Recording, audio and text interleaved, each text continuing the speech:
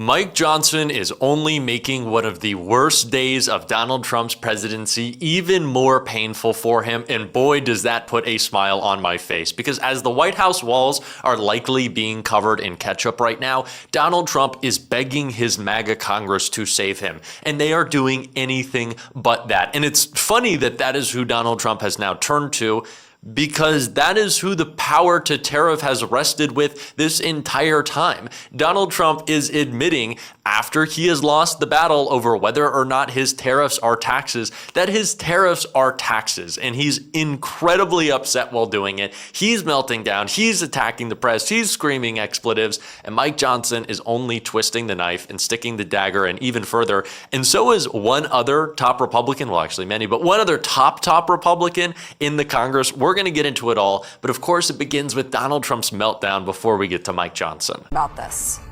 Yeah, Pamela, we still have no official reaction from the White House or President Trump. We are waiting. I am told that they are meeting, discussing how they are going to respond. But we have learned more about what happened in the room when President Trump was with those governors and he learned of the Supreme Court decision. Apparently, the breakfast had been going well. They were working together. And then President Trump became enraged. He started ranting about the decision, not only calling it a disgrace, but started attacking the courts, at one point saying, "These effing courts," but using the actual language there. We know that President Trump does use expletives on quite often when he is enraged in particular. Now, this, of course, comes as this tariff policy. This could not be a bigger decision for President Trump. This could not be a bigger loss for President Trump. Not only is so much of his economic agenda based on these tariffs, so much of his foreign policy is based on these tariffs. He has used these tariffs as leverage in almost every meeting that he has had around the world. He has touted them as the most important part of the economic agenda. So clearly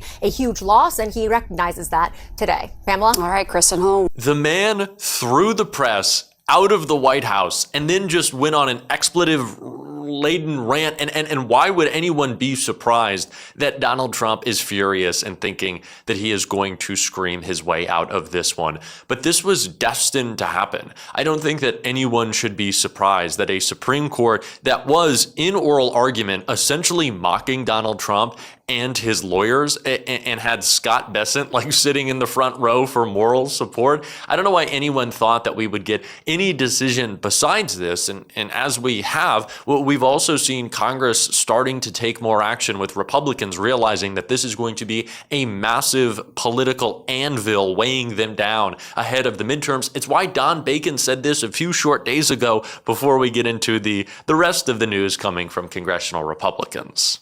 Correctly. Now, that said, I think the president would be better off if we were more independent. If he allowed Congress to push back on tariffs, I think his numbers would be higher right now. If you listen to the majority's concern on Ukraine, his numbers would be higher. And if his numbers are higher, I think it helps out Republicans in the midterm elections.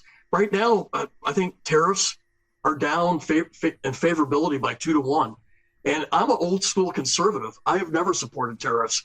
The last Republican president to support tariffs was Herbert Hoover, and it did not work out well for Hoover during the Depression.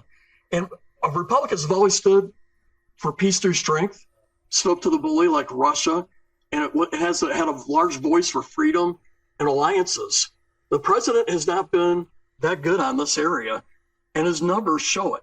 So I think if frankly, the speaker, I know he's been trying to protect the president, but if he allowed more freedom and more independence within the Republicans in the House, and the House in general, Republicans and Democrats, I think we'd be in a better spot in many areas. And I think the president's numbers would actually be higher, and so would the Republicans right now.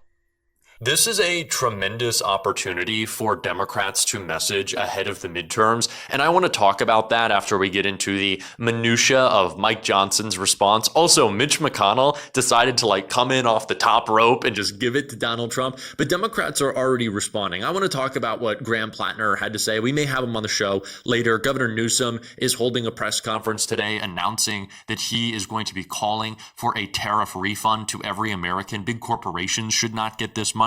And Donald Trump, as we speak, and as you might be watching this video, is gearing up for a press conference of his own. I expect this to be the meltdown of the millennia, because he's already panicking. He's begging Congress to help. And the response is only, sticking the dagger even further for Trump. I feel vindicated. Anti-tariff Republicans cheer as Supreme Court checks Trump. Speaker Mike Johnson and other key GOP leaders did not immediately weigh in on the ruling Friday. I wonder why. Republican tariff skeptics on Capitol Hill celebrated after the Supreme Court struck down the core authority behind Donald Trump's sweeping global tariffs, dealing a blow to a major plank of the president's agenda that has allowed for unlimited corruption, but offering a welcome off-ramp to GOP lawmakers who viewed the levies as a political loser. Retiring Representative Don Bacon, a Republican, broke with Trump and GOP leaders a week ago to help overturn Trump's Canada tariffs.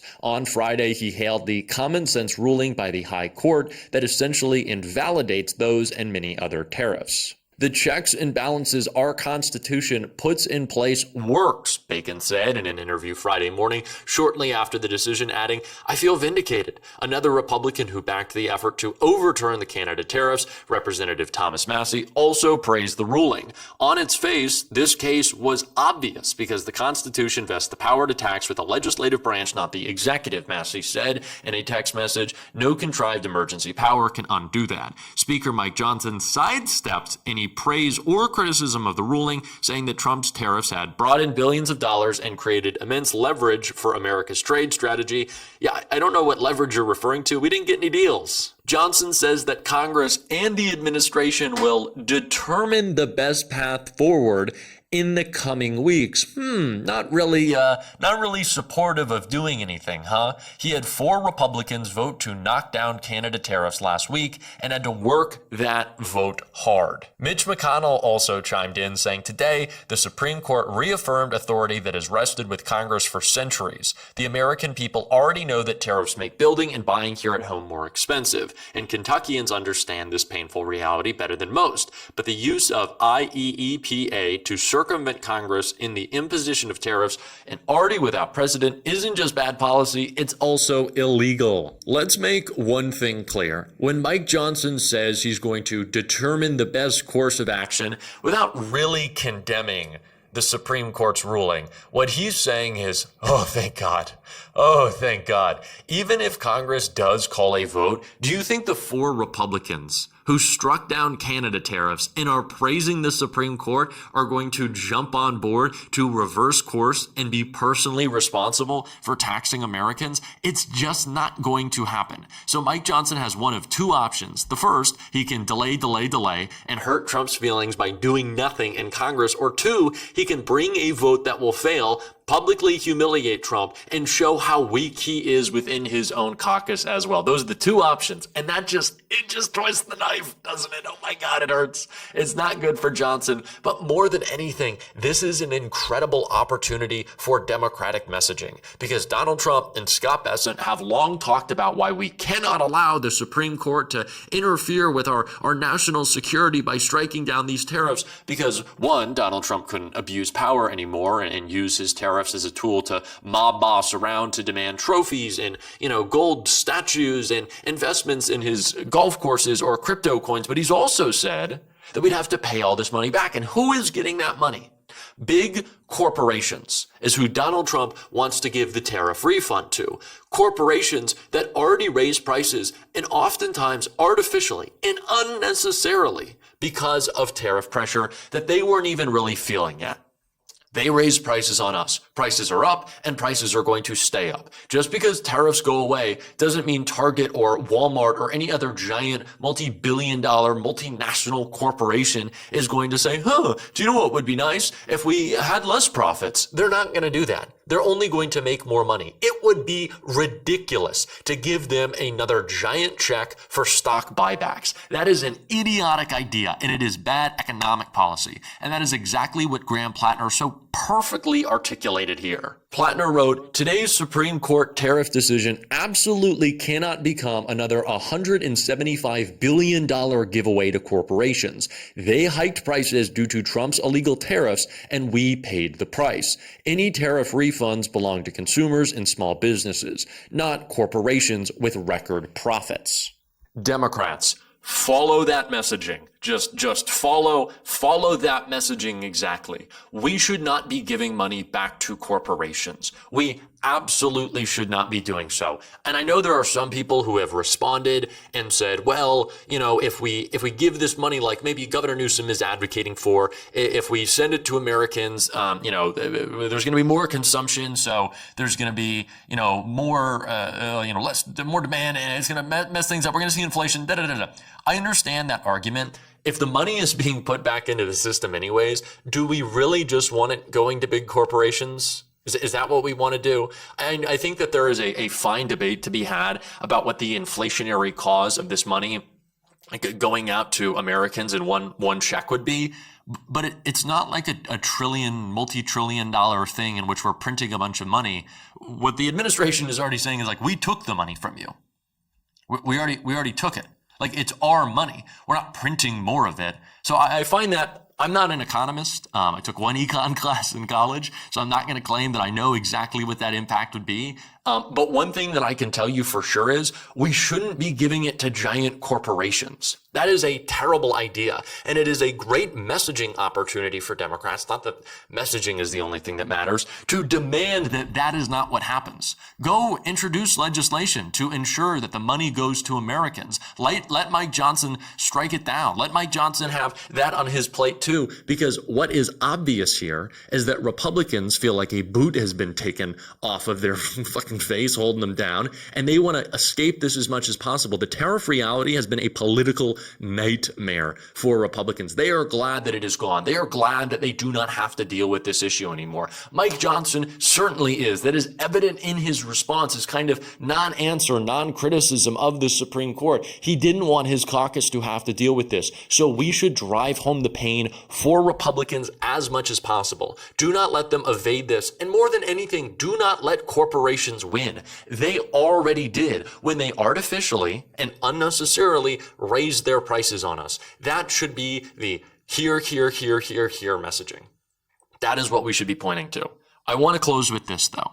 Someone brought it to my attention, and I think this is important in a conversation about where Donald Trump is taking and stealing and moving money. Donald Trump yesterday at his Board of Peace summit said that he, the American government, would be giving $10 billion to his Board of Peace. Money that he controls, by the way.